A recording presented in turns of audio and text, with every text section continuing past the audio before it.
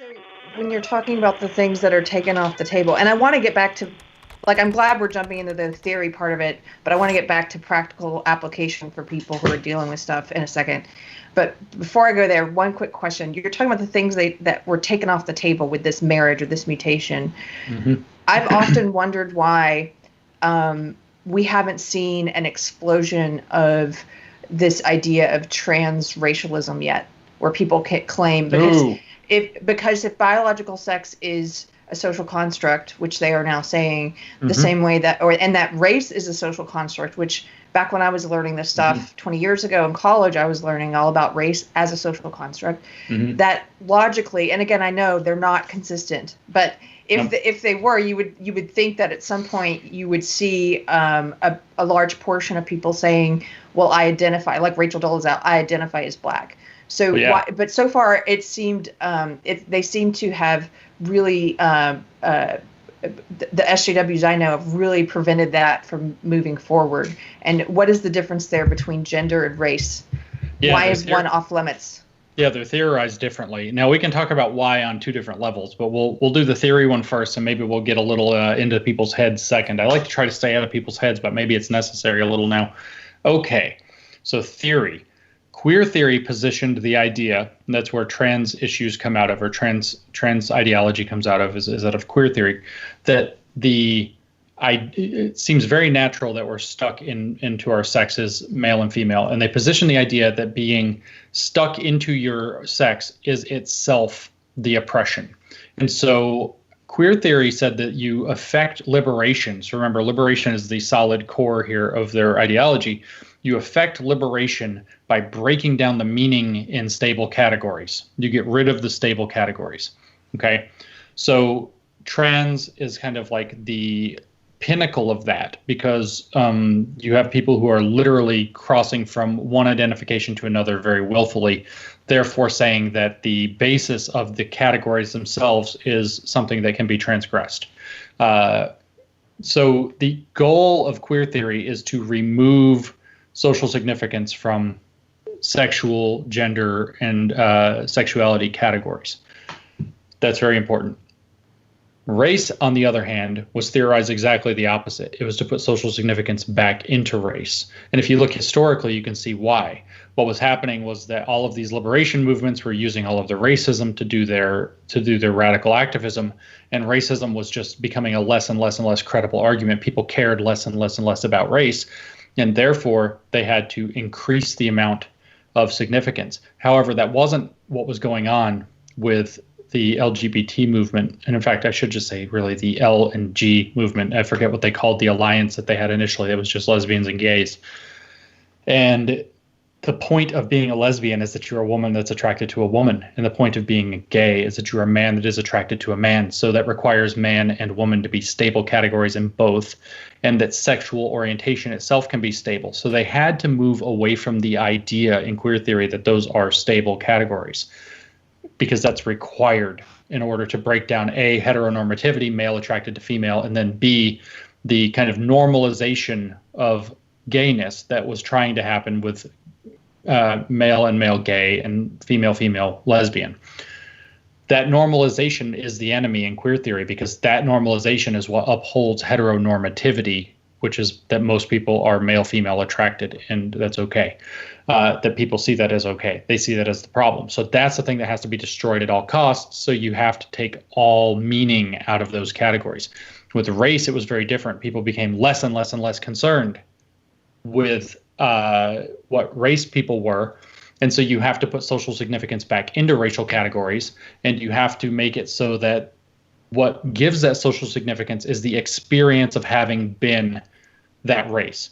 So we can get into the experience side now. So within racial politics, within critical race theory specifically, the idea is that the lived experience of oppression, of being a particular racial category, is what gives you insight into how the world works. In queer theory, it's that the lived experience of not being able to transgress your sexuality or your gender or your sex is what causes the oppression that you have to be liberated from. So you have this opposite directions of theorizing of identities with regard to sex, gender, and sexuality versus race. Now, that's the theory reason. That's the theory reason. Get in their heads. Massive people were realizing there was massive social cachet in being able to play into their race, and they don't want that exclusive social cash to spread to other people. That's it. Yes. The black people were benefiting very explicitly from affirmative action for a while. Then this diversity, equity, inclusion stuff came in. There were definite advantages being given to black people. Not only were we looking at the lack of social significance in race, it was no longer a means for somebody to be special and to lean on their identity to get ahead, and you actually have to go forward on your merits, which is hard. So attack meritocracy. Now you have actually advantages. Not to say that there wasn't still racism, and not to say that there weren't still wealth gaps and lots of other problems. You don't have to dismiss any of that to say that the reality of the times was that everybody knew that black culture was the coolest culture. Everybody knew that. Everybody knows that still. Like, they're just cool people. It's just cool culture.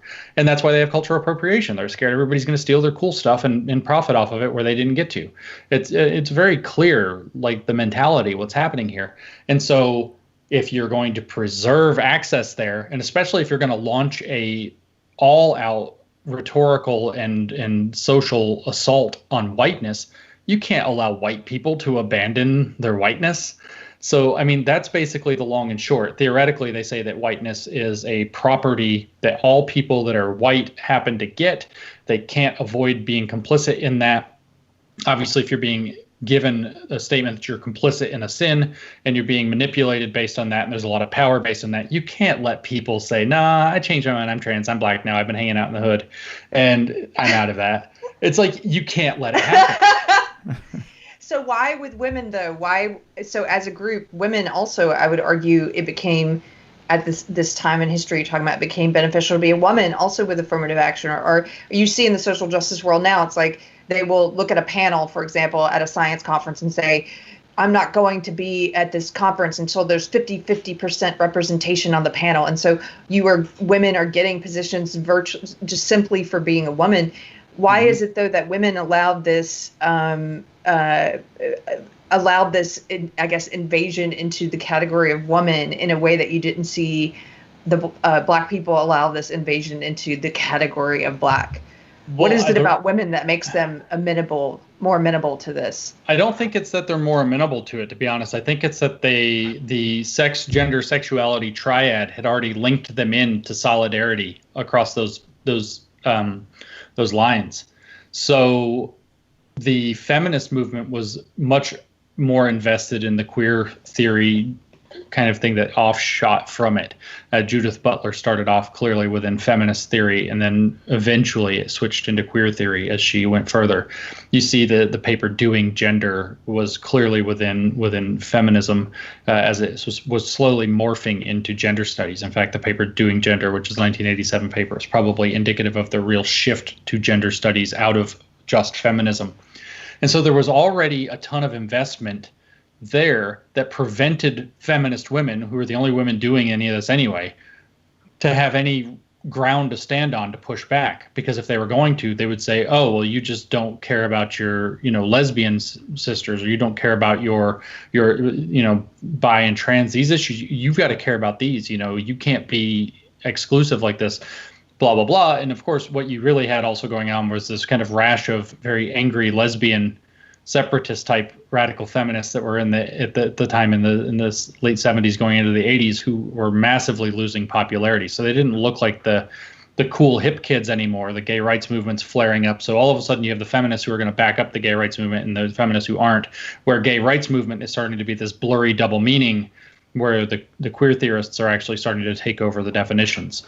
So they didn't have the ground to stand on, whereas the black feminism, from the perspective of anybody that's not black or feminist or woman, is like, woo, can't touch that. How are you going to poke both of those at the same time and criticize that? So the black feminists who are putting forth this identity first politic coming out of black power were very much different. And also, I mean, you got to look at what the feminists were doing.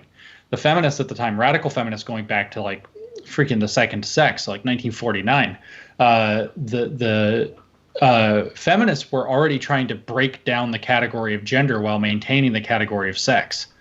So they were already in the investment of breaking down categories. They just didn't have any ground to stand on. Whereas the Black liberation movement was Black power. So it's like dump investment into the racial category.